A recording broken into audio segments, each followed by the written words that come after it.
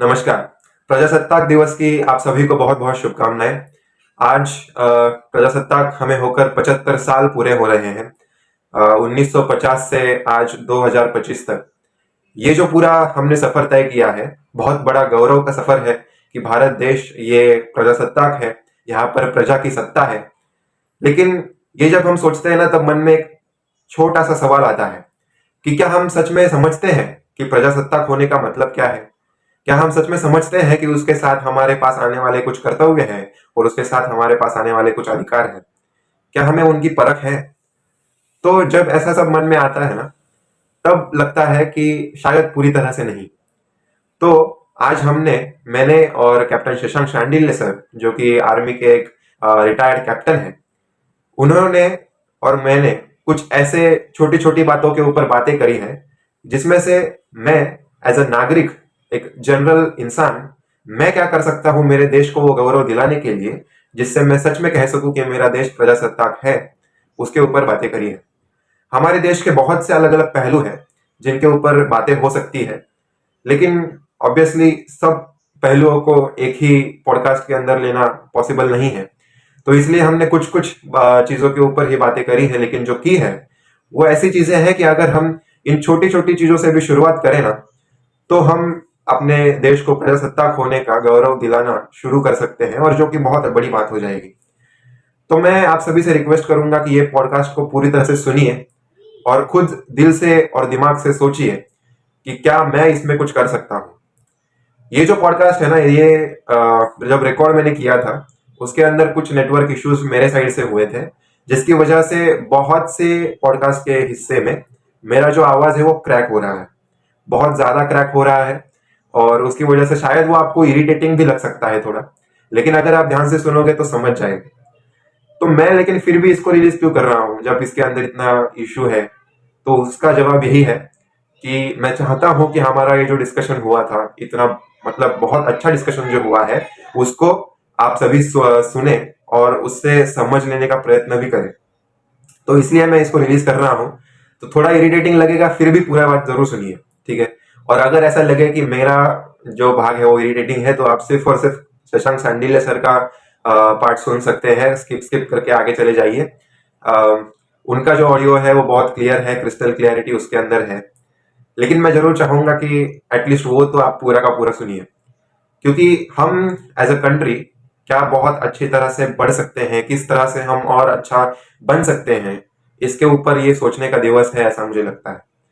तो इसी अवसर पर ये पॉडकास्ट रिलीज कर रहा हूँ।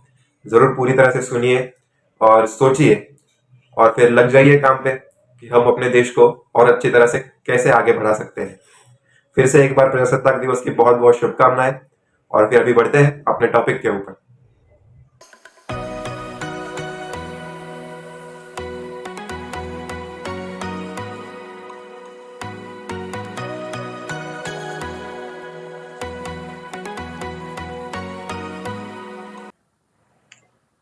Hello sir. बहुत बहुत स्वागत है एडिटॉक्स के।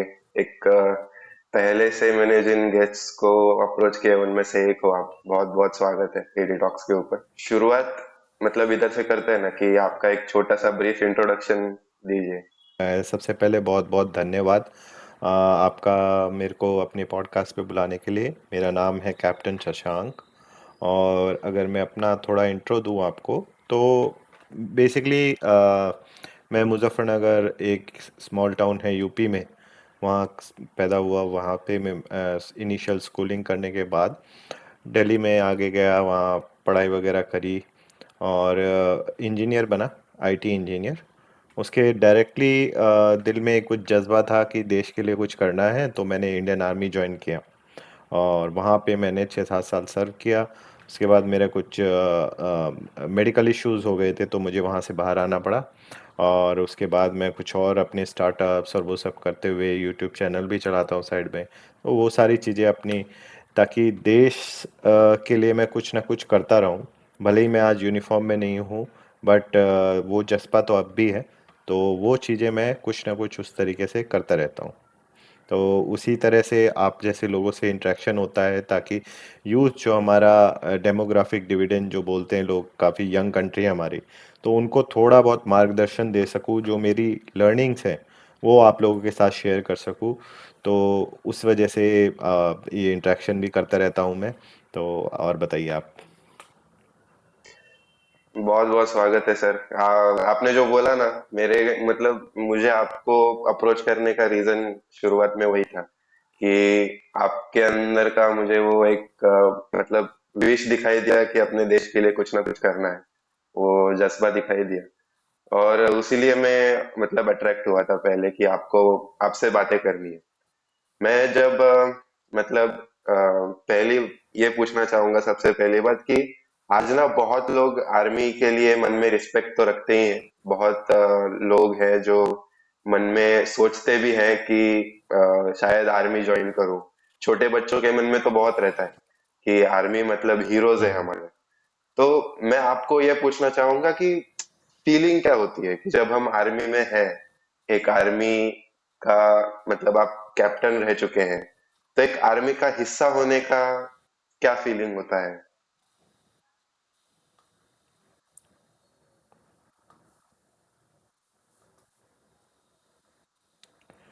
तो अगर मैं बताऊं, मैंने सच कभी इस तरह से प्लान नहीं किया था कि मैं आर्मी में जाऊंगा।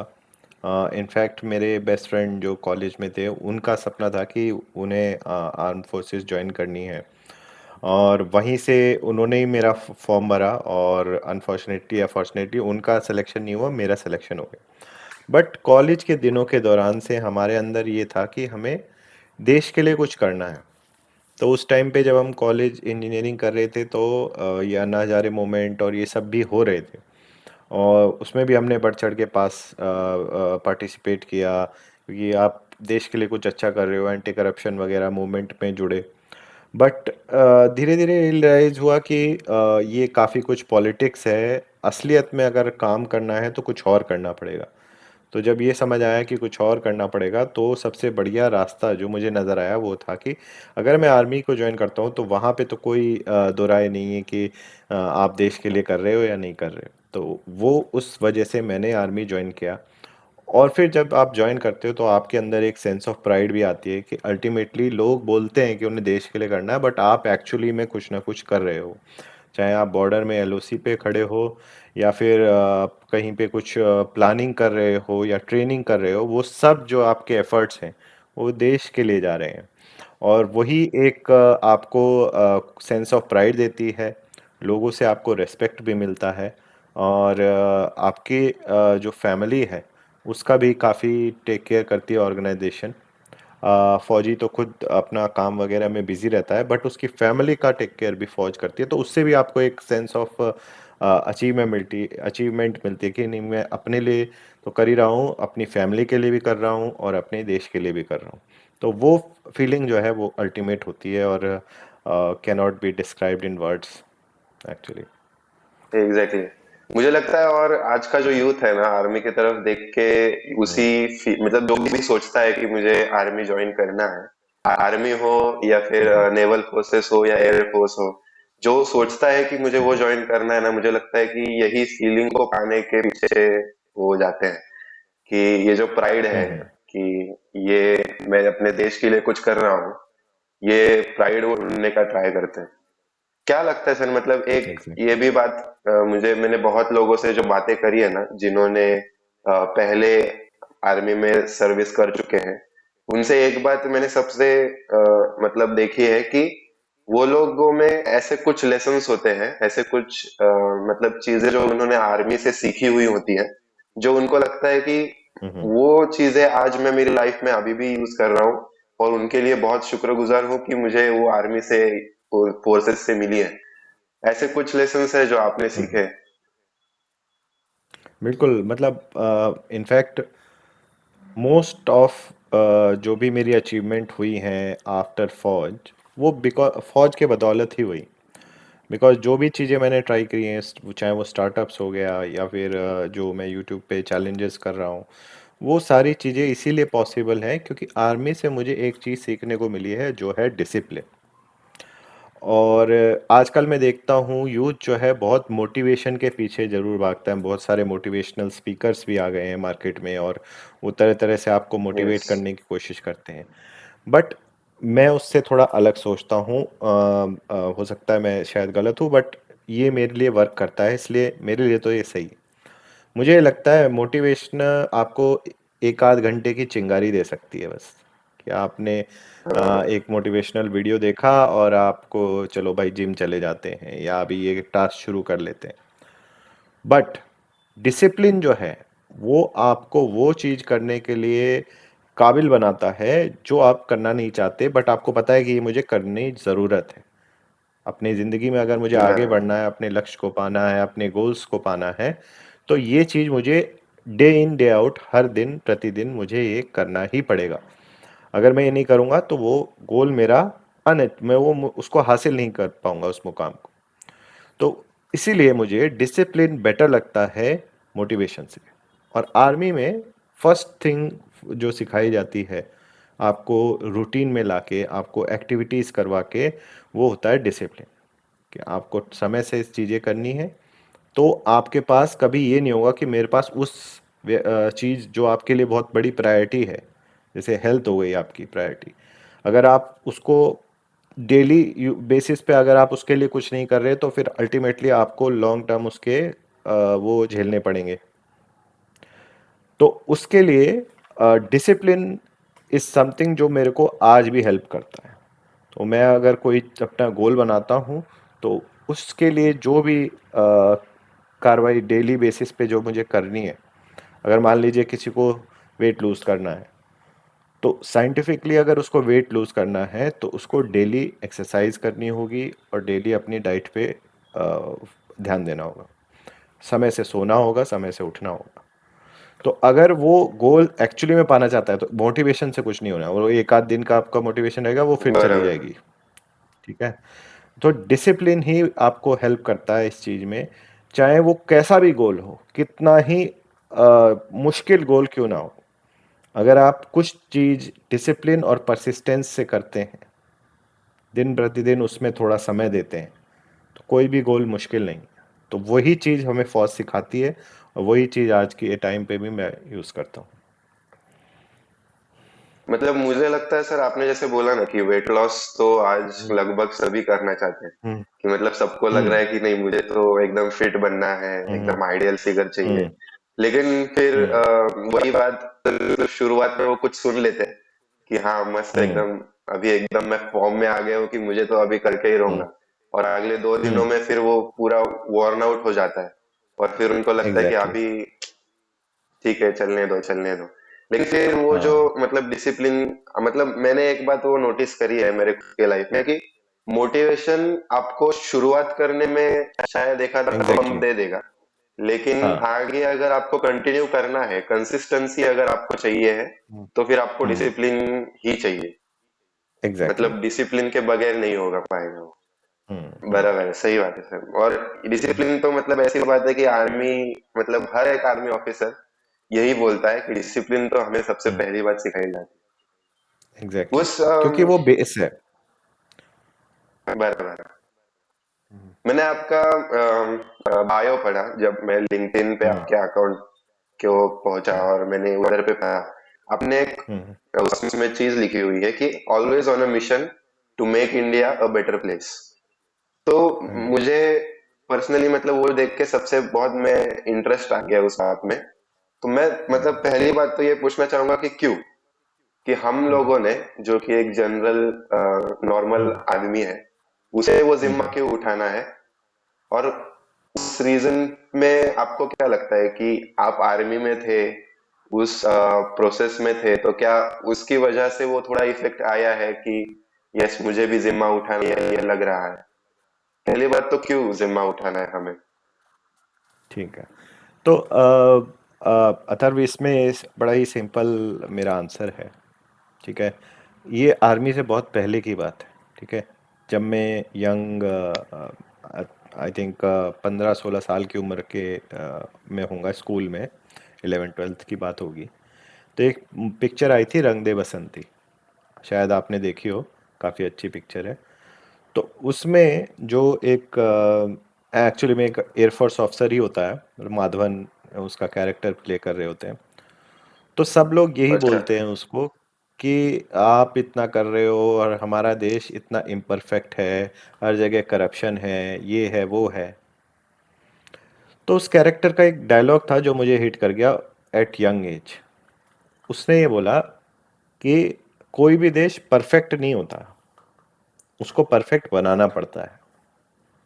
ठीक है। हम्म। तो ये डायलॉग मेरे कहीं जहन में बैठ गया और वहाँ से मेरे अंदर ये आया कि अगर आपके लाइफ में कोई गोल हो तो आपसे बड़ा हो, लाइक कुछ लोगों के गोल होते हैं, कोई दिक्कत नहीं है, हो सकते हैं कि मुझे इतने पैसे कमाने हैं या मुझे इतना वेट लूज करना है या फिट बनना है, मुझे इस लड़की से शादी करनी है। इस टाइप के गोल होते हैं और उसमें कोई गलत बात नहीं है, मेरे भी है, मैं भी एक ना आम इंसान हूँ।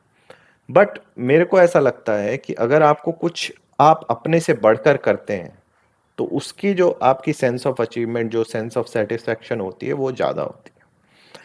यहाँ पे मेरा एक बहुत सिंपल सा कहना है कि मैं इस बात में बिलीव नहीं करता कि आपकी फैमिली सफ़र कर रही है।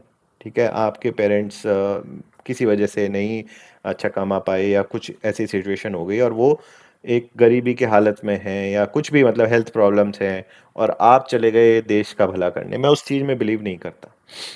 मैं बिलीव करता हूँ कि फॉर्चुनेटली इन माई केस, अगर मेरी फैमिली इज़ डूइंग गुड, उनको कोई इश्यूज़ नहीं है, मैं उनको प्रोवाइड कर रहा हूँ, वो अपने लिए भी सक्षम है। तो मेरा ये जिम्मा जरूर बनता है कि मैं अपनी बड़ी फैमिली जो मेरा देश है उसके लिए कुछ करूं अब, क्योंकि मेरी फैमिली तो टेक केयर कर ली है, मैंने कर ली है या उन्होंने खुद अपने जो भी कार्रवाई करी अपने जीवन के दौरान, तो वो आज ठीक है। तो मेरे लिए बनता है कि मैं अपनी बड़ी फैमिली जो मेरा देश है उसके लिए कुछ करूं। यहाँ पे लोगों के पास चॉइस होती है, ठीक है, और मैं नहीं जज करता किसको, सब अपनी मर्जी के मालिक हैं, हम डेमोक्रेसी में रहते हैं। ठीक है, यहाँ पे एक चॉइस होती है, या तो आप देश में रह के उसको परफेक्ट बनाने में मदद करो, या फिर आप देश छोड़ के चले जाओ अपना यूएस कनाडा दुनिया भर की कंट्रीज़ हैं। बट मेरे लिए personally, since my family is doing good, तो मेरे लिए ये एक गोल है कि मैं अपने लाइफ टाइम में इंडिया को डेवलप्ड कंट्री बनता हुआ देखना चाहता हूँ। तो एक हम्म। गोल है, लाइक जो बोलते हैं ना स्मार्ट गोल, बोलते हैं कि स्पेसिफिक, मेजरेबल और वगैरह वगैरह। तो वैसा ही एक गोल है, जो ऐसा नहीं है कि कोई बहुत ही ऑडिशियस गोल है कि पॉसिबल नहीं है, बाकी कंट्रीज ने किया है। ठीक है, यूएस हो बराबर। चाहे कनाडा चाहे यूके, किसी की भी कंट्री की आप बात करोगे, हमेशा से वो परफेक्ट पैदा नहीं हुए थे, उनको भी वहाँ के लोगों ने जो वहाँ रहे उन्होंने मेहनत करी और उस देश को परफेक्ट बनाया है, मतलब perfect in the sense developed बनाया है। हम ये नहीं बोल सकते कि कोई भी चीज़ परफेक्ट तो नहीं होती है, बट उसको हम बना सकते हैं, उस डायरेक्शन में लेके जा सकते हैं। और उसका पैतरा मैंने जो है उसका जो गोल है वो मैंने सेट कर दिया कि भाई एक डेवलप्ड कंट्री अगर हम बन जाते हैं तो आई वुड से कि हाँ ठीक है, वी आर डूइंग गुड, जैसे हमारी family hmm. Is doing good. तो वो चीज़ मेरे अंदर बैठ गई और वो गोल मेरे लिए एक ऐसा गोल बन गया जो मेरे से भी बढ़ के है। ठीक है, और उस बराबर। चीज़ के लिए जब आपने अपने से ऊपर उठ के किसी चीज़ के लिए करते हैं, कुछ काम करते हैं, उसके लिए आप जब करते हैं ना, उसकी अचीवमेंट अलग ही होती है। पर्सनल अचीवमेंट एक साइड है, और अगर आप कुछ इस लेवल पे करते हैं तो वो अलग है। तो इसलिए मैंने वो आपने जो बताया बायो में लिखा हुआ है, पहले मैं मिशन पे था तो मैं फौज में था, वहाँ मिशंस पे जाता था, वो भी कंट्री के लिए था। आज भले ही मैं फौज में नहीं हूँ, हम्म।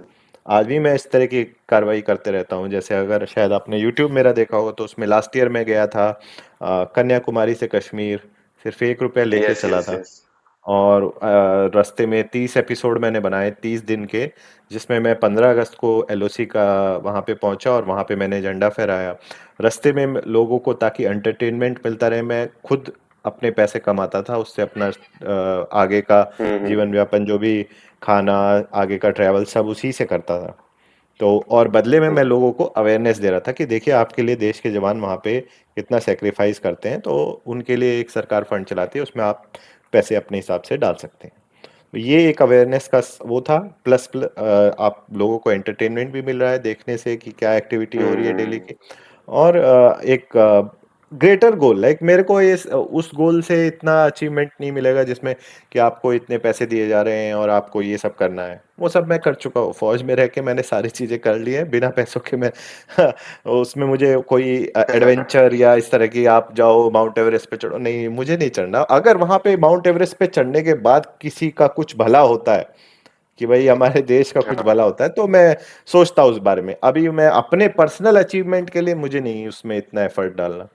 तो इस वजह से हम्म। जो आपका क्वेश्चन था, थोड़ा लंबा आंसर, बट क्यों का आंसर ये मुझे है। लगता बिल्कुल। है एक बहुत जरूरी बात आपने जो बोली ना उसमें, मेरी बड़ी फैमिली, मुझे लगता है ये हम्म। एक बहुत बड़ा पॉइंट ऑफ व्यू है जो लोग अभी बहुत हम्म। कम लोग हैं जो ये पॉइंट ऑफ व्यू से दुनिया को देखते हैं। मतलब हमारे हम्म। इंडियन आप कल्चर में वगैरह देखोगे तो मुझे एक लाइन बहुत हमेशा पसंद आती है कि वसुधैव कुटुंबकम।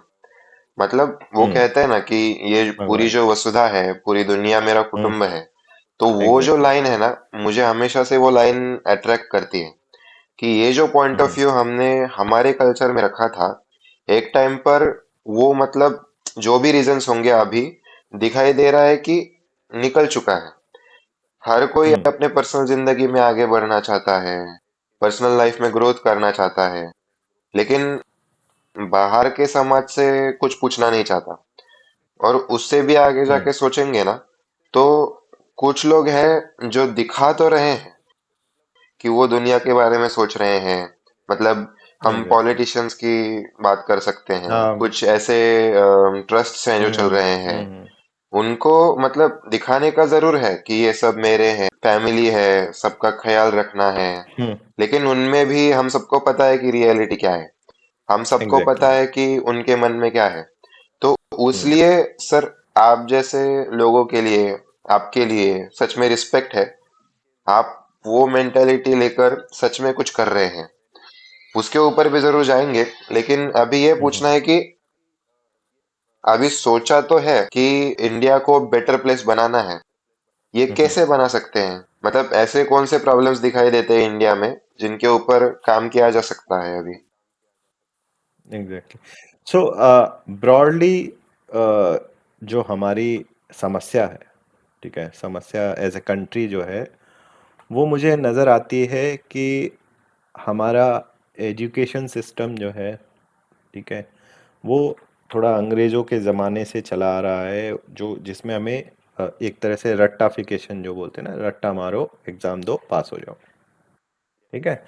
आपकी एक मेमोरी जो है, शॉर्ट टर्म मेमोरी, जिसमें आप उसमें कितना घुसा सकते हो, उसके बेसिस पे आप एग्ज़ाम पास करके, चाहे वो यूपीएससी का एग्ज़ाम हो, चाहे वो कोई भी एग्ज़ाम, सिर्फ और सिर्फ फौज का एक एग्ज़ाम है जिसमें पूरे वर्ल्ड में ऐसा कहीं नहीं होता है कि आपको फर्स्ट टाइम जब आप जाते हो आपको फ्री टिकट दिया जाता है, ठीक है, आपको पैसे आप क्लेम करके रेलवे से जाओगे, आपको वहाँ 5 दिन तक रहना है, ठीक है। और अगर सेलेक्ट हो गए तो मेडिकल के लिए 4 दिन, पूरे 9 दिन आप वहाँ रहते हो। आपका ऊपर से नीचे, अंदर से बाहर सारी जांच की जाती है कि ये बंदा एक्चुअली में डिजर्विंग है फौजी बनने के लिए या नहीं है, अफसर की मैं बात कर रहा हूँ, ठीक है। ऐसा एग्ज़ाम कहीं नहीं होता। और ठीक है, तो यूपीएससी में भी आप देखोगे वो एक रिटर्न एग्ज़ाम करते हैं, फिर 2 घंटे का इंटरव्यू करते हैं, that's it, they will select on the basis. तो वो रट्टाफिकेशन वाली ब्यूरोक्रेटिक जो हमारी कंट्री का एक बेस बनाया था अंग्रेज़ों ने, वही हमने अडॉप्ट कर लिया है। तो उस वजह से हमारे एजुकेशन सिस्टम पे जो हमारा यंग पॉपुलेशन है, उसको उतनी अपॉर्चुनिटी नहीं मिल पा रही, क्योंकि हम रट्टे पे फोकस कर रहे हैं, हम स्किल्स पे फोकस नहीं करते। तो जहां हमने स्किल्स पे, क्योंकि आप स्किल सिखाइए आज के ज़माने पे, अर्बन क्लैब से एक बंदा आता है जो इलेक्ट्रिशियन हो, चाहे प्लम्बर हो, चाहे ब्यूटिशियन हो, ठीक है, वो ही और she is earning more than entry level और मिड लेवल जो आपका क्लर्क और ये सब होते हैं नॉर्मल, ठीक है। तो उसने हमें ये दिखाया कि अगर आपके पास स्किल्स हैं तो आप अच्छा जीवन व्यतीत कर सकते हैं, अपनी फैमिली के लिए प्रोवाइड कर सकते हैं और अपने लिए कंफर्टेबल लाइफ डिज़ाइन कर सकते हैं। वो मुझे लगता है कि जो हमारा यंग पॉपुलेशन है, अगर उसको हम स्किल्स देते हैं तो वो हमारी इकोनॉमी को भी इम्प्रूव करेगा और जब इकोनॉमी इम्प्रूव होती है, लोगों में अवेयरनेस आती है, लोग पढ़ते लिखते हैं अच्छे से, तो उसके साथ हमारे जो सोशल इवल जो इस टाइप के हैं, जो डिस्क्रिमिनेशन होती है, जो करप्शन होता है, वो भी धीरे धीरे कम होता है। एकदम से कुछ कम नहीं होगा, क्योंकि हम जिनकी बात करते हैं, जो हमारे नेता हैं या जो बाबू हैं, ब्यूरोक्रेट्स, वो भी हमारे ही एक रिफ्लेक्शन है, हमारी सोसाइटी का ही तो रिफ्लेक्शन है। हम ही तो नेता उसको चुन रहे हैं, चाहे वो करप्ट हो चाहे जैसा भी हो, हम ही तो चुन रहे हैं। किस बेसिस पे चुन रहे हैं हम? चाहे रिलीजन पे या कास्ट पे या किसी भी बेसिस पे, रीजन के बेसिस पे चुन रहे हैं, बट वो हमारा ही रिफ्लेक्शन है। तो उसको अगर वहाँ पे सुधारना है तो आपको बेस लेवल पे पहले ठीक करनी होगी चीज़ें।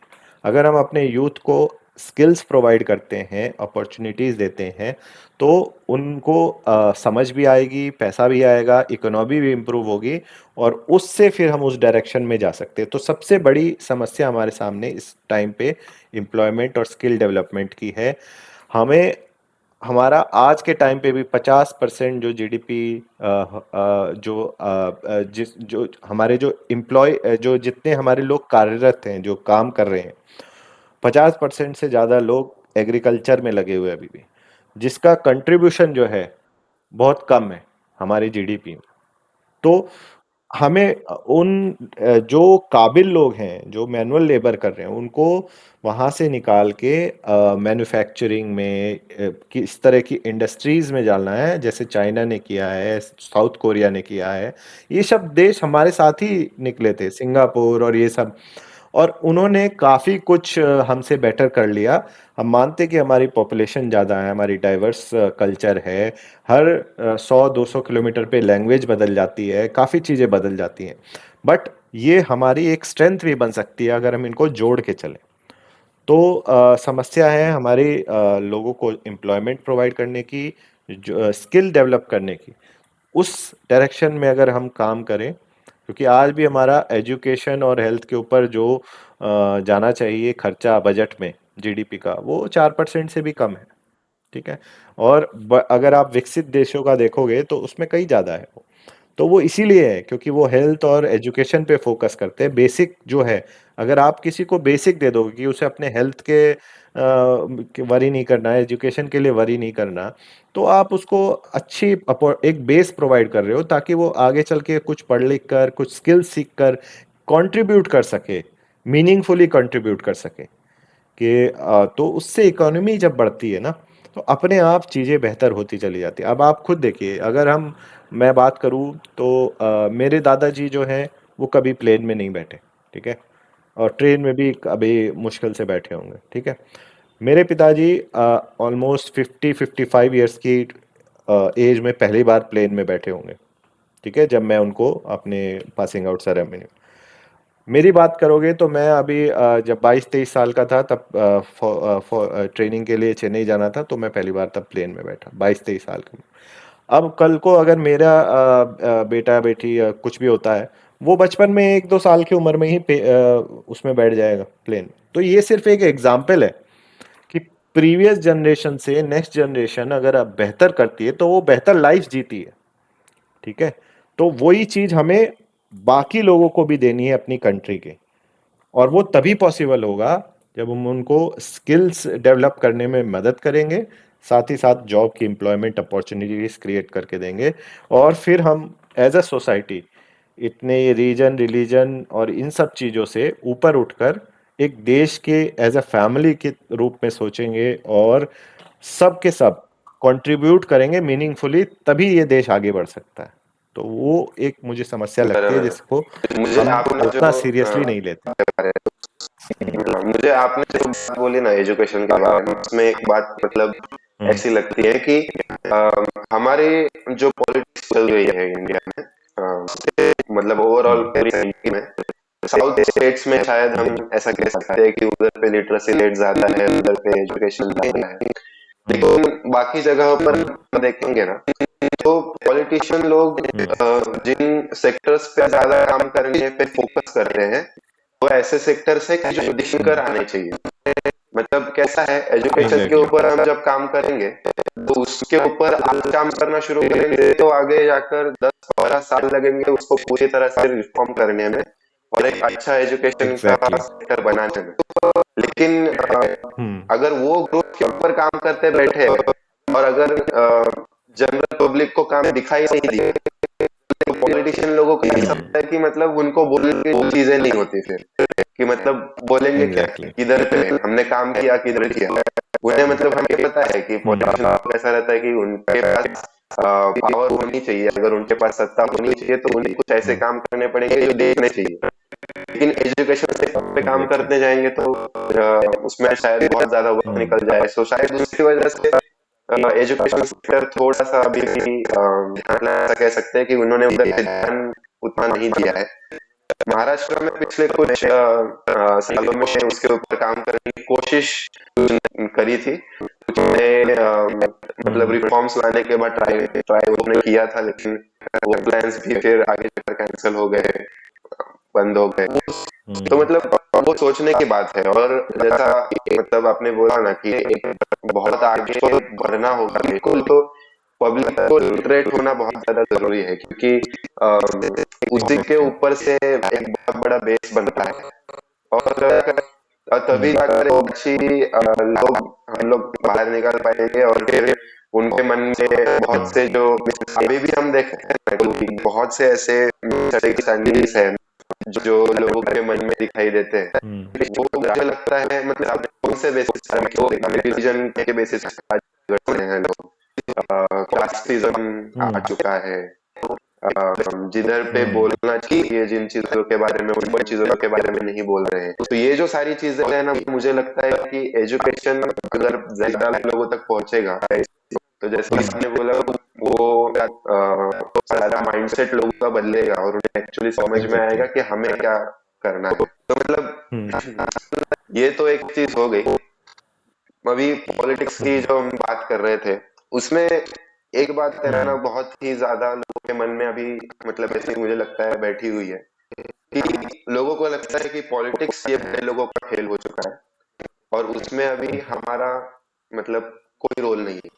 मतलब अभी तो जो नया क्रेज आया है कि वोट करो, हमारा कर्तव्य है इसलिए करो, तो इसलिए सब लोग वो वोट करने के लिए जाते हैं और एक फोटो वहां पर बाहर पे उंगली दिखा के निकालते हैं, और फिर वो सोशल मीडिया पे डाल देंगे, इधर उधर डाल देंगे। लेकिन अभी भी मुझे लगता है कि लोगों के मन में ना वो थॉट नहीं है कि एज अ वोटर तुम्हारी क्या रिस्पॉन्सिबिलिटी है या तुम्हारे पास क्या पावर है। तो मतलब लोगों को अभी एग्जैक्टली। भी लगता है कि ये बड़े लोगों का खेल है, उसमें हम लोग सिर्फ ऐसे ही जाके कुछ भी वोट करके आ जाने का। उस बारे में क्या लगता है, मतलब as a general man, as a general person, मैं क्या कर सकता हूँ? देखिए, सबसे पहले तो अवेयरनेस होनी चाहिए था कि आप जो वोट देते हैं उसका इफेक्ट पड़ता है। एवरी वोट काउंट्स बोलते हैं ना, इसी वजह से बोलते हैं कि आप वोट डालें ना डालें उससे ऐसा नहीं है कि फ़र्क नहीं पड़ता। पहले बात तो आपको ये समझना है कि आपके वोट में पावर है। डेमोक्रेसी की पावर उसके सिटीजन से आती है। Citizen have right to vote. तो हर कोई वोट कर सकता है, चाहे वो किसी भी तबके से आता हो, चाहे वो कितने भी पैसे कमाता हो, चाहे वो जो कोई भी हो, चाहे महिला हो चाहे पुरुष हो। तो आपको सोचना चाहिए कि उसकी एक पावर है। दूसरा, मुझे ये लगता है लोगों में इस चीज़ की अवेयरनेस थोड़ी और आने की ज़रूरत है कि आपको कैंडिडेट को जज करना है।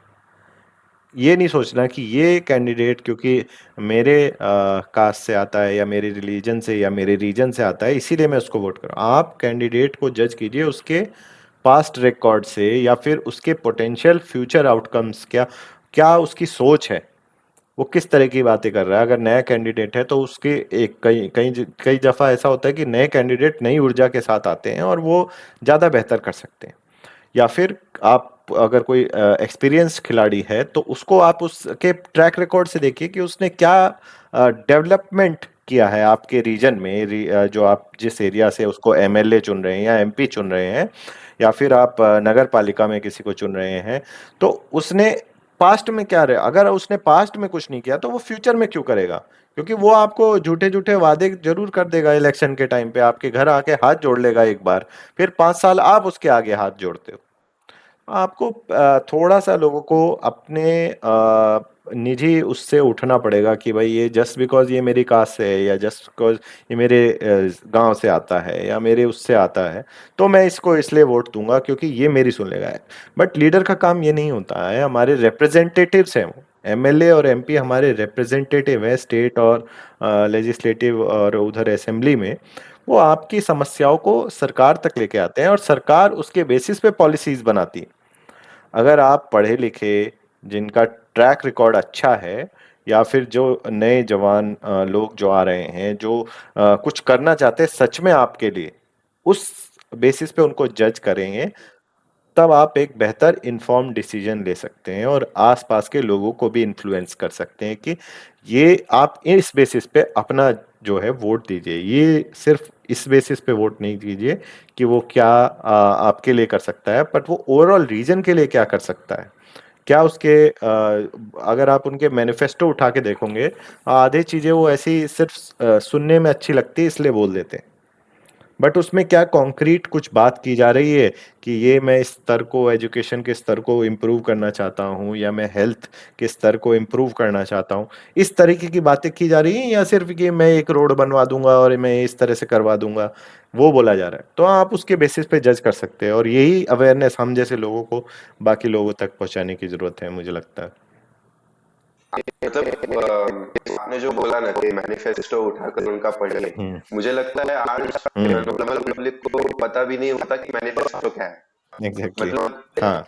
वो ये सोच ही नहीं रहे हैं कि मेरे रीजन के हम्म। बारे में मैं मुझे सोचना चाहिए। हम्म। मतलब एक बात जो मैंने नोटिस की है, जो करंटली ओवरऑल पूरी इंडिया में मुझे दिखाई दे रही है, कि लोग ना हम्म। जो सिस्टम अंबेडकर जी ने या फिर जिसने भी ये सोचा होगा हम्म। पूरे सिस्टम को बनाते वक्त, हम्म। जो सोचा था उसका हम्म। उल्टा इफेक्ट हो, मतलब उल्टे इफेक्ट में काम कर रहे हैं। हम्म। मतलब क्या है कि एग्जैक्टली। जब हम एक एमएलए चुन के दे रहे हैं, तो एमएलए चुन के देते हम्म। वक्त मैं ये नहीं सोचना चाहिए कि अभी ये पार्टी जीत कर आएगी तो टॉप पे कौन बनेगा। मतलब मैं ये हम्म। सोच रहा हूँ कि मुझे प्राइम मिनिस्टर ये चाहिए, तो मैं मेरे इधर पे इसको हम्म। वोट दूंगा। लेकिन हम्म। एक्चुअली सिस्टम ऐसा है, मतलब जब बनाते वक्त उन्होंने सोचा होगा कि रीजन वाइज हम्म। लोगों ने अपने रीजन के बारे में सोचकर कैंडिडेट को जिता कर देना चाहिए।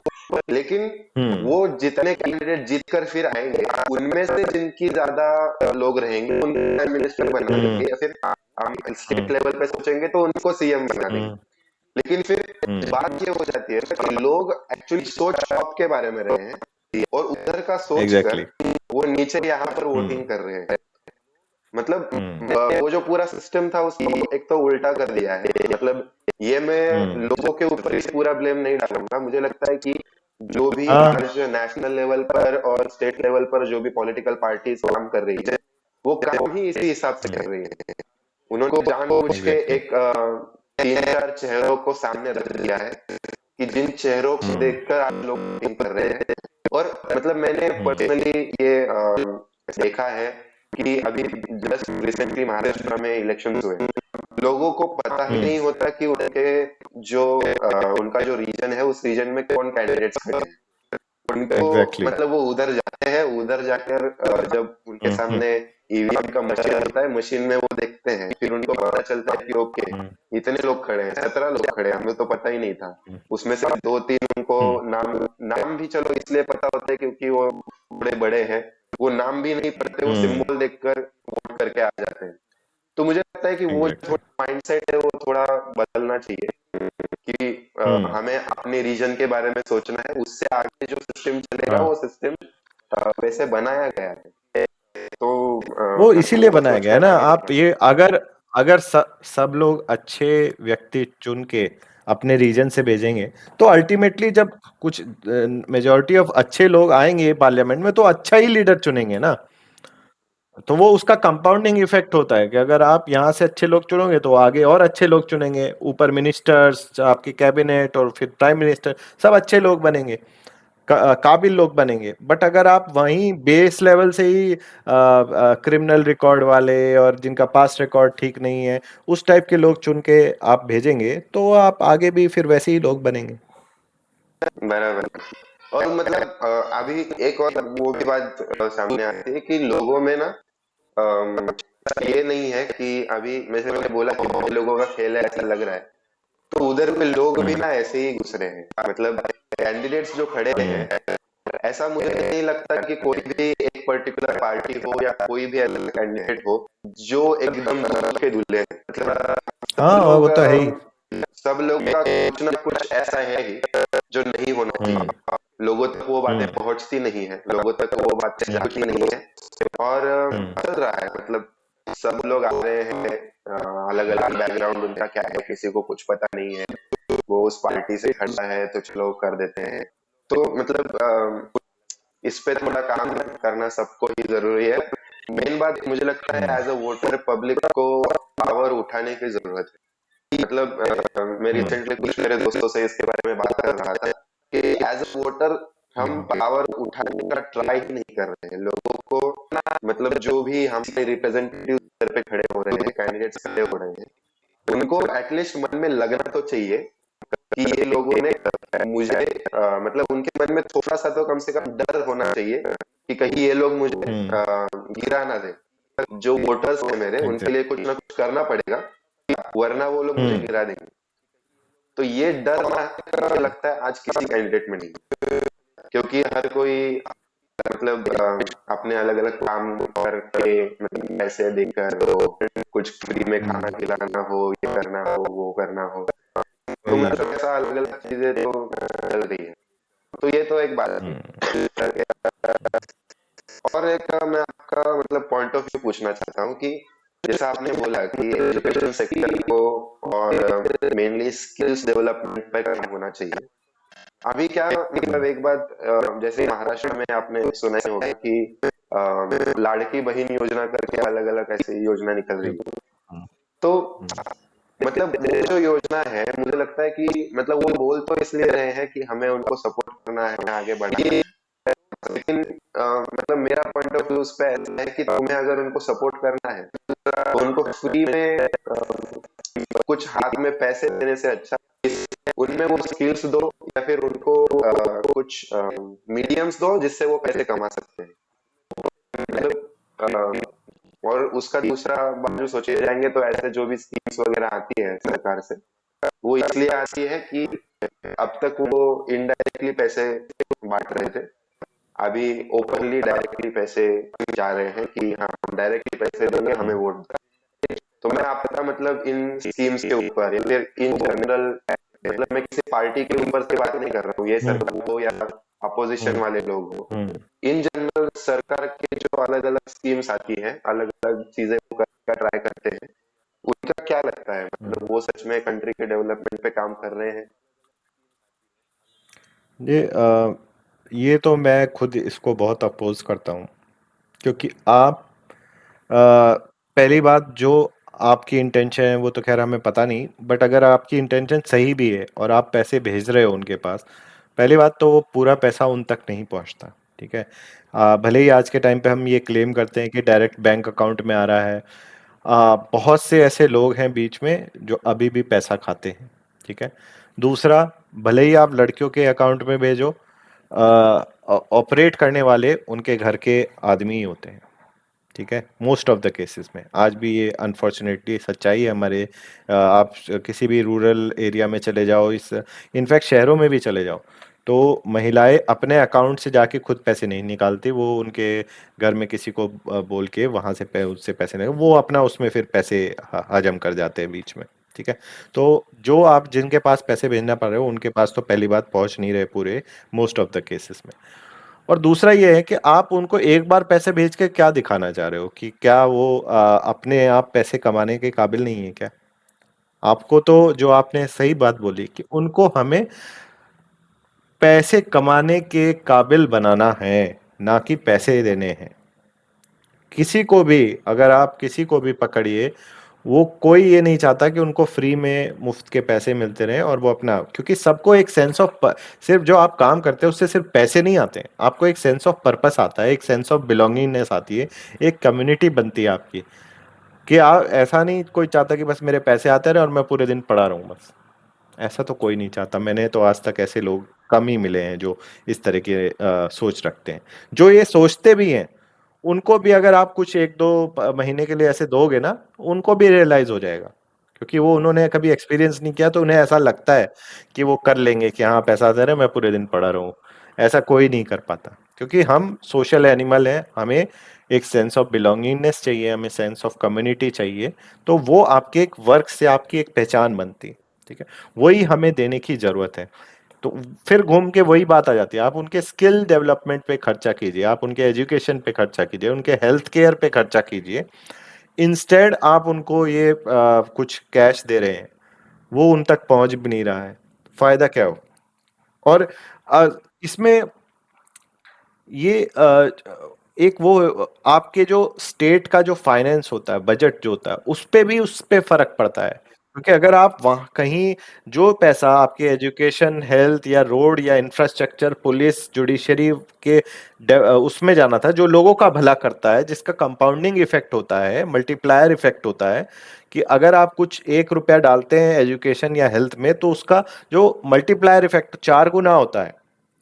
अगर आप अगर एक अच्छा हॉस्पिटल आप चलाते हैं, तो लोग कम बीमार पड़ते हैं, क्योंकि अर्ली आपका डिटेक्शन हो जाता है बीमारी का। तो आप जो काम से, जिस वजह से अगर किसी को टीबी हो गया, जो 1 महीने तक काम पे नहीं जा पाएगा, अगर उसका अर्ली टीबी डिटेक्ट हो जाता है अच्छे हॉस्पिटल की वजह से, तो वो जल्द ही अपने काम पे रिज्यूम कर सकता है। तो उसका इस तरह से मल्टीप्लायर इफेक्ट होता है। ठीक है, तो ये सारी चीजें, जो रिसोर्सेज वहां जाने थे, आप उनको यहाँ डाइवर्ट कर रहे हो, जिसका कोई एंड रिजल्ट भी नहीं आ रहा है। बिना प्रोडक्टिविटी और उसके अगर आप पैसा छाप के लोगों तक देते हैं, तो फिर बहुत सारे वर्ल्ड बैंक से एग्जाम्पल है, वेनेजुएला हो गया, और बहुत जिम्बाब्वे, इस टाइप की कंट्रीज है जिन्होंने इस तरह की कार्रवाई करी है। बस पैसा छाप के लोगों को दे दिया, जो सोशलिज्म जो चलता है उससे अल्टीमेटली कंट्री फेल हो जाती है। और यहाँ पे हमारे काफी सारे ऐसे स्टेट्स हैं, अगर आप इनके फाइनेंस उठा के देखेंगे तो बहुत बुरी हालत में है। और उस ऊपर से आप अपने यहाँ इंडस्ट्रीज लाने के बजाय, लोगों को नौकरी अपॉर्चुनिटी प्रोवाइड करने के बजाय, उनके स्किल्स पे वर्क करने के बजाय, उनको बस कैश दे रहे हैं, जस्ट बिकॉज कि आपको बदले में वोट मिल जाए। आप पावर में रहें और आप अपना पैसा छापते रहें, पर्सनल आप अपने ब्लैक मनी इकट्ठी करते रहे हैं, और आपके आने वाली जनरेशन्स बढ़िया करती रहे। मोस्ट ऑफ द पॉलिटिशियन और बाबूस के जो बच्चे हैं वो फॉरेन चले जाते हैं, वो वहाँ पे बढ़िया अपना काम कर रहे हैं। और आपको ये एक दो पैसों, इसमें लोगों को भी सोचने की जरूरत है, आपको शॉर्ट टर्म वो चाहिए या फिर लॉन्ग टर्म आपको अपने खुद के लिए, अपने आने वाली जनरेशन्स के लिए सोचना है। अगर आप जॉब करते हैं, आप जॉब अपॉर्चुनिटीज प्रोवाइड करते हैं, और एजुकेशन हेल्थ में डालते हैं पैसा, इंफ्रास्ट्रक्चर में डालते हैं, लॉ एंड ऑर्डर को बेहतर करते हैं, तो वो आपको ज़्यादा बेहतर माहौल देता है कि आपके आने वाली जनरेशन्स, क्योंकि पॉलिटिशियन बाबूज की जनरेशन तो उन्होंने टेक केयर कर लिया, आपकी जनरेशन का आपको सोचना है। तो आप ये सोचिए, आपको कैश चाहिए या आपको लंबे समय के लिए सहूलियत चाहिए, तो वो थोड़ा सा सोचने की हमें भी ज़रूरत है। और पॉलिटिशियंस तो पता नहीं किस तरह से ये जो आपने बोला कि पहले तो इलीगली करते थे, अब इन्होंने ये लीगल माध्यम बना लिया है। हर स्टेट में जहाँ पे भी इलेक्शन होता है, सब ये फ्रीबीज अनाउंस करते रहते हैं, और अल्टीमेटली ये बहुत ही गलत जा रहा है हमारे स्टेट्स की इकोनॉमी के लिए, और ओवरऑल फिर एज अ कंट्री इकोनॉमी के लिए। एग्जैक्टली। मुझे लगता है मतलब एक जो आपने बोला ना कि हमें भी सोचने की जरूरत है, वो लोगों को हम्म। मतलब लोगों की मेंटालिटी ऐसे हो चुकी है कि उन्हें ये सारी चीजें भले ही समझ में आ रही है कि इनके पास पैसा आ हम्म। किधर से रहा है फ्री में बांटने के लिए, ये ऐसे ही फ्री में हम्म। थोड़ी बांट सकते हैं, इनके पास पैसा आ किधर से हम्म। रहा है। तो मतलब ये सारी चीजें उनके समझ में आ रही है ना, लेकिन लोगों के मन में फिर भी एक मेंटेलिटी ऐसी बन चुकी है कि हम टैक्स भर रहे हैं, टैक्स पैसा का हम्म। पेमेंट हम कर रहे हैं, लेकिन हमने हम्म। आज तक फिर भी कोई बहुत बड़ी डेवलपमेंट देखी नहीं है। तो मतलब हमारा हम्म। टैक्स का पैसा जो गवर्नमेंट को दे रहे हैं, वो वैसे भी किसी दूसरे अच्छे काम में लग रहा है, इसका श्योरिटी हमको नहीं है। तो अगर वैसे भी हम्म। वो किसी अच्छे काम में नहीं लग रहा है, तो ये फ्री में हमको वापस दे रहे, ले लेते हैं ना। तो मैंने करके उनकी मेंटालिटी बन चुकी है कि छोड़ो एग्जैक्टली। ना, वैसे भी ये लोग किधर काम कर रहे हम्म। हैं। तो हम्म। मतलब वो एक मुझे लगता है कि लोगों ने सोचना चाहिए कि हम्म। ठीक है कि मतलब अभी तक अच्छे अच्छे कामों तक नहीं मिला है, लेकिन उसका जो मतलब फ्री में तुमको पैसा मिल रहा है ना, उसका निगेटिव पॉइंट ऑफ व्यू क्या है वो लोगों तक पहुंचना चाहिए। लोग बस ये सोच के ले रहे हैं कि टैक्स का पैसा किसी भी हालत में हम तक वापस आए, हमारे लिए अच्छा ही है, हम तो ले लेंगे, तो ये सोच के वो लोग पैसा ले रहे हैं। लेकिन मतलब सच में उसको सोचने की जरूरत है। बिल्कुल। सॉरी। उसके बाद मतलब जब इतने सारे इश्यूज आते हैं ना, एक बात मतलब जैसे मैंने इस बारे में सोचा कि लड़कियों को या फिर सॉरी,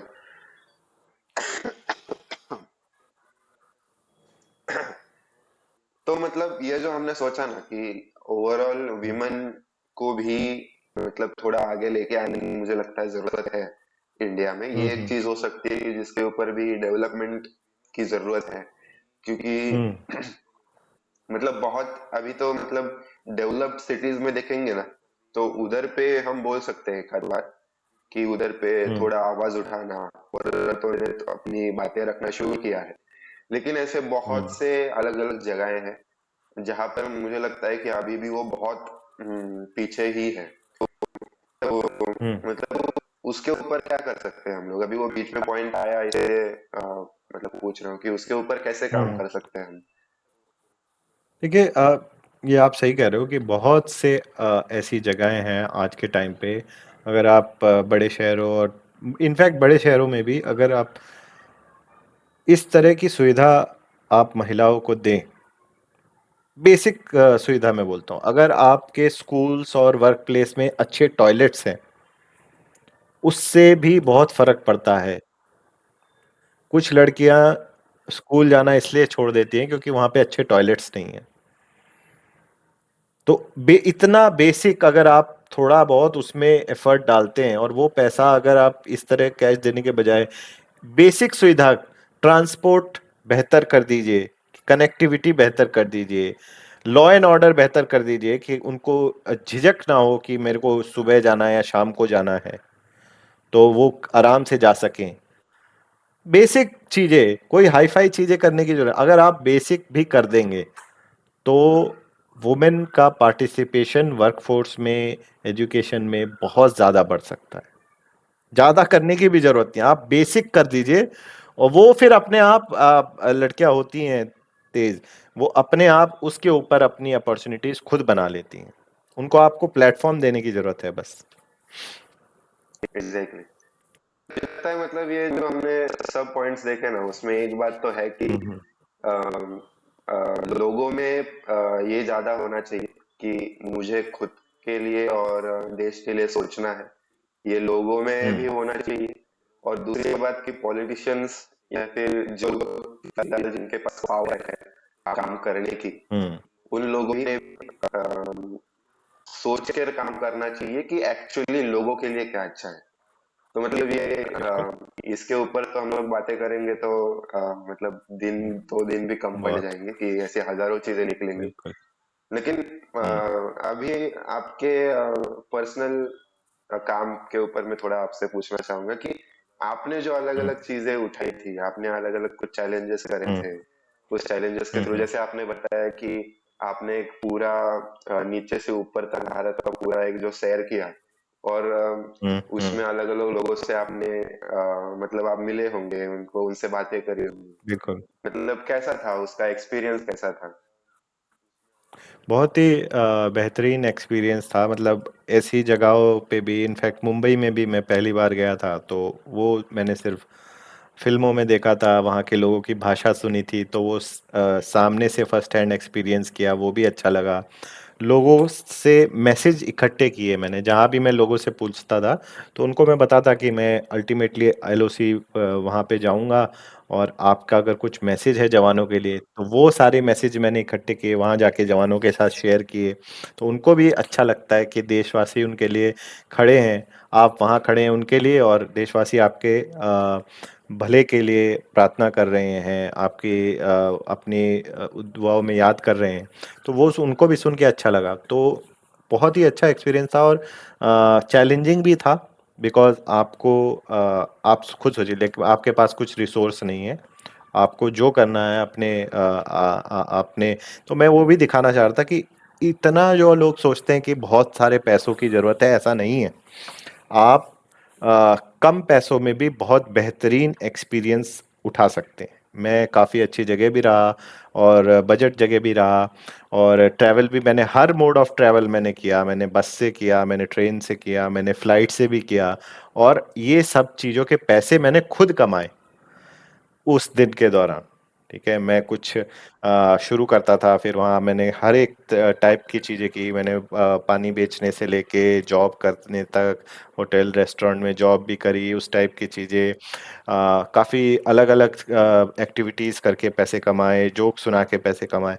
तो इस तरह से मैंने काफ़ी चीज़ें की, और उससे मुझे खुद भी सीखने को मिला कि जो लोग हेट की वो करते हैं कि हम एक दूसरे को हेट करते हैं बिकॉज तुम किसी और रीजन से आते हो, कि तुम किसी और उससे आते हो, तबके से आते हो, वैसा कुछ नहीं है। ऑन ग्राउंड पे आपको 90% लोग सब अच्छे ही मिलते हैं। ठीक है, एक आध कोई एक्सेप्शन आपको मिल गया तो आ, हाँ, एक आध आपको एक्सेप्शन मिल गया तो उससे आप पूरे उसके व्यू मत बनाइए, क्योंकि कुछ लोगों को साउथ में लगता है कि नॉर्थ के लोग खराब है, नॉर्थ के लोगों को लगता है। ऐसा कुछ नहीं है, 99% 95% लोग सब अच्छे हैं।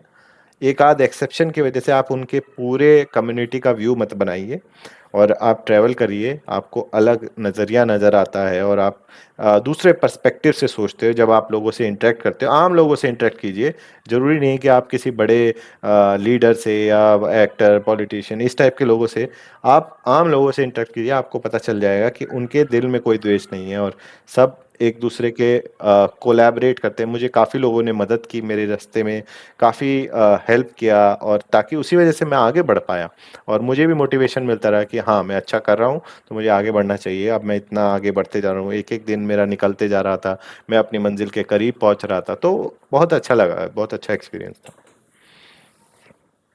मैंने ना जितने भी लोगों का मतलब जो इतने मतलब पूरे भारत भर घूमे हैं, उन सबसे आपने जो एक हम्म। बात बोली वो सबसे सुनी है कि जो hate चल रहा है ना लोगों में, वो आप नोटिस हम्म। करो कि सिर्फ उधर के लोगों में ही चल रहा है जो सिर्फ एक जगह हम्म। पे बैठे हुए, जो एक्चुअली एग्जैक्टली। बाहर जाकर लोगों तक हम्म। पहुंचे नहीं है, लोगों से बातें नहीं हम्म। करी है। उनको ऐसा सिर्फ उधर बैठ के लग रहा है क्योंकि हमारा सोशल मीडिया हो, न्यूज चैनल्स हो, जो भी रीजंस है, उन्होंने पिक्चर हम्म। अलग अलग जगहों की अलग अलग बना के रख दी है। ग्राउंड लेवल हम्म। पर हम क्या कर रहे हैं वो बाहर नहीं आ रहा है, लोगों तक पहुंच नहीं पा रहे। तो इसलिए मैंने हम्म। सबसे वो बात सुनी है। मतलब पर्सनली तो मैं इतने ज्यादा लोगों तक नहीं मतलब इतने ज्यादा लोगों को नहीं जानता जो पूरे भारत भर घूमे, लेकिन मैंने हम्म। ऑनलाइन हम्म। इंटरव्यूज देखे हैं, कुछ हम्म। पॉडकास्ट सुने हैं। उनसे ये सारी बातें समझ में आती है कि मतलब लोगों के दिमाग में फालतू में वो हेट घुसा हुआ है। और एक बात एग्जैक्टली। जो समझ में आती है कि अम, उनको ना इंडिया के लिए एज अ कंट्री रिस्पेक्ट बहुत ज्यादा बढ़ जाता है। मतलब वो हम्म। बहुत ज्यादा अप्रिशिएट कर पाते हैं भारत को कि हम जिस कंट्री में रह रहे हैं उसकी डाइवर्सिटी कितनी ज्यादा है, और कौन सी अलग अलग जगहों पर कौन सी कितनी अच्छी अच्छी बातें भारत में है। ये वो अप्रिशिएट बहुत ज्यादा करने लगते हैं जब वो पूरा एक ऐसा बहुत बड़े लोगों मतलब इतना बड़ी जर्नी कर लेते हैं ना, तो उनको वो भी हम्म। मतलब मुझे लगता है कि उनके मन में वो भी आता है। तो बिल्कुल। मतलब वन ऑफ द रीजंस ये भी था कि आपको बुलाने का कि आपका ये जो पॉइंट ऑफ व्यू है ना वो भी लोगों तक पहुंचना चाहिए। और हम्म। मतलब मैं आपसे अभी ये पूछना चाहूंगा कि और ऐसी कौन सी चीजें हैं, कुछ आपने दिमाग में सोचा है क्या कि ये कर सकता हूँ मैं, या फिर मैं नया कुछ ये कर सकता हूँ, हम्म। ऐसा कुछ अभी सोचा है? नहीं, अभी ऐसा तो अभी कोई हम प्लान तो नहीं है, बट हाँ, अगर कुछ ऐसी चीज़ आएगी तो मैं ज़रूर शेयर करूँगा।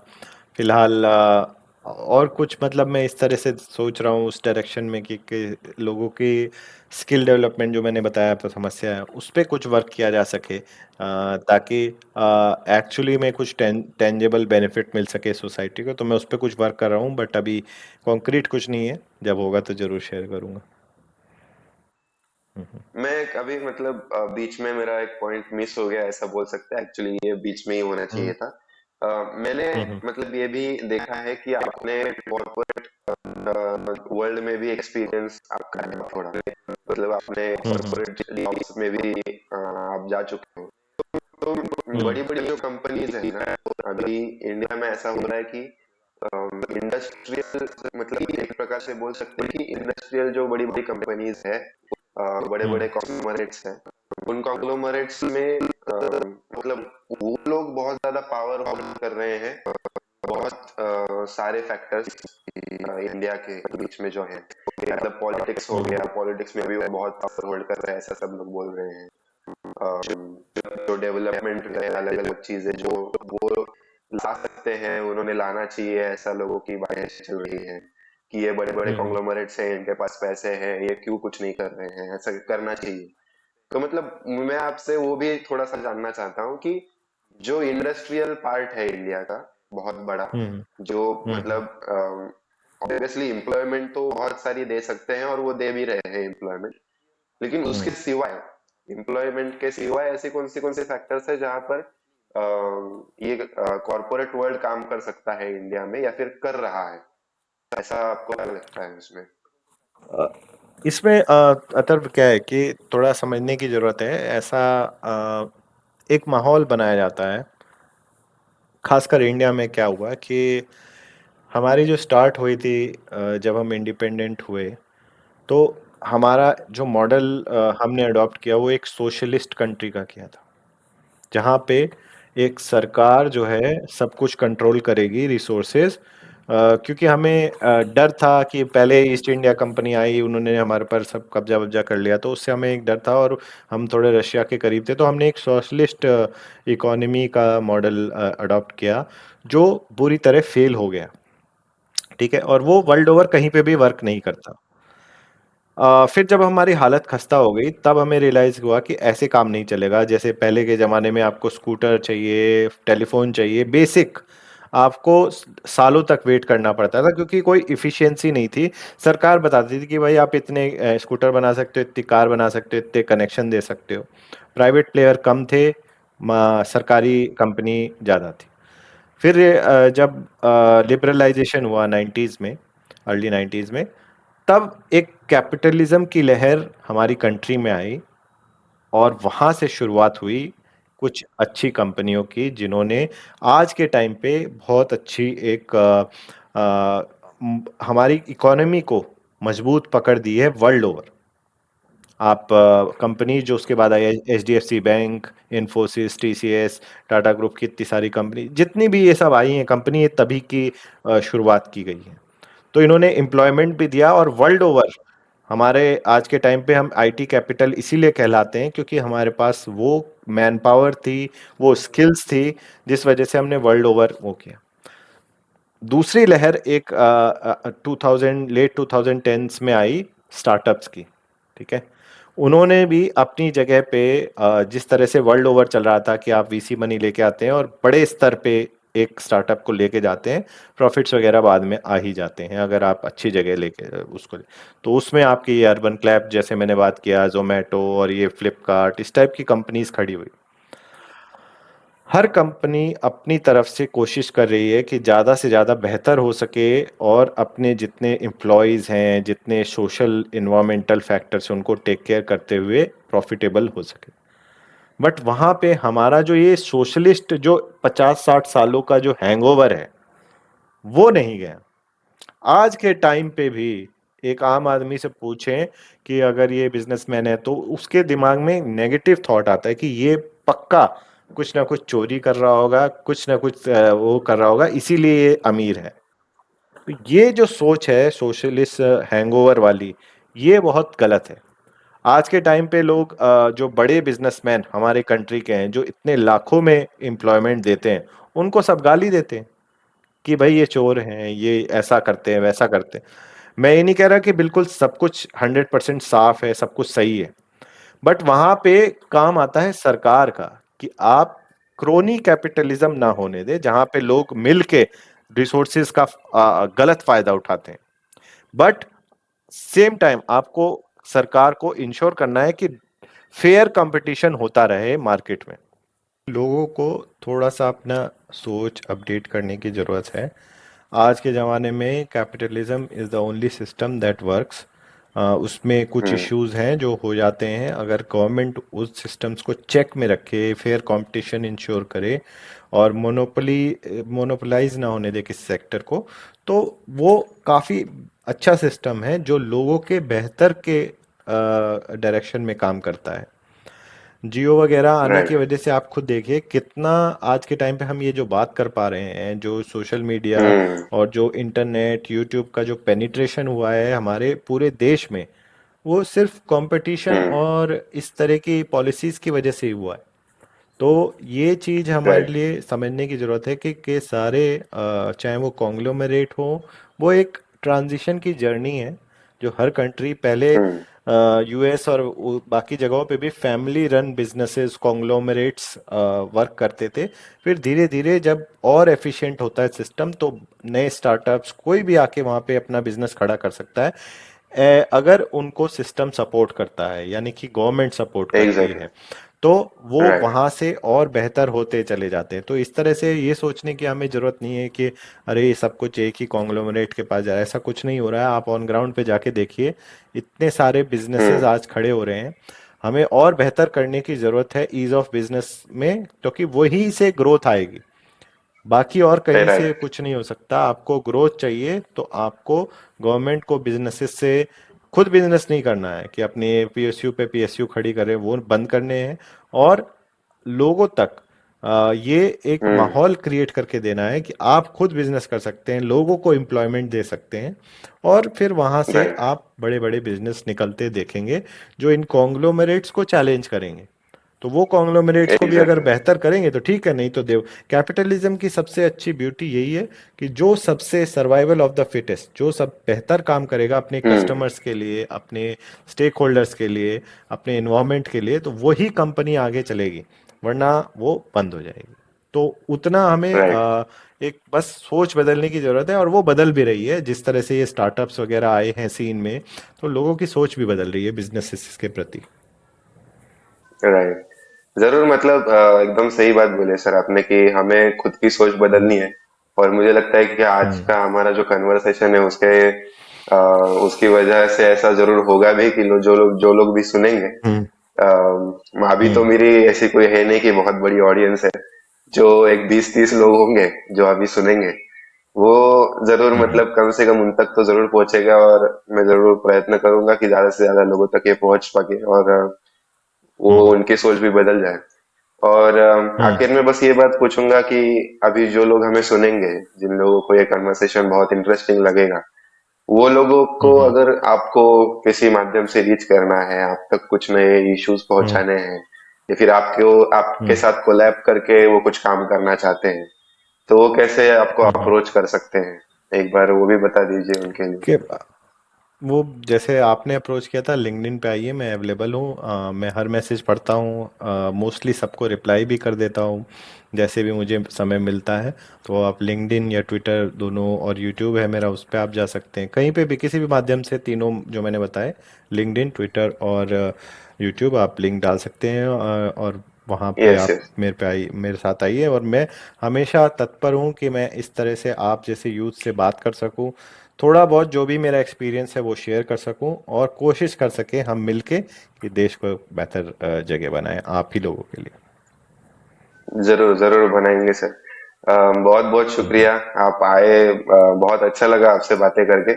आगे भी अगर कुछ अलग हम्म। अलग टॉपिक्स मुझे मिले जिधर मतलब जियो पॉलिटिक्स हो, ऐसे अलग अलग कुछ हम्म। इंटरेस्टिंग बातों पर अगर बातें करनी हो, तो मैं फिर से जरूर चाहूंगा कि आपसे बात करूं। मैं तब आपको फिर से अप्रोच करूंगा। तब तक के लिए बहुत बहुत बिल्कुल शुक्रिया। बिल्कुल। बहुत अच्छा लगा। बहुत बहुत बिल्कुल, शुक्रिया। Thanks for having me. और यस। मुझे भी बहुत अच्छा लगा आपसे बात करके, और अच्छा लगा कि आज का यूथ इंटरेस्टेड है इन सब चीज़ों में बात करने के लिए, इंस्टेड के जो आजकल सोशल मीडिया पे ये सब चलता रहता है उससे ऊपर उठ के आप रियल मुद्दों यस। पे रियल कॉन्वर्सेशंस करना चाहते हैं। तो thank you and all the best. Thank you so much sir, thank you so much, it was a all right. Pleasure. It was an honour. Thank you sir.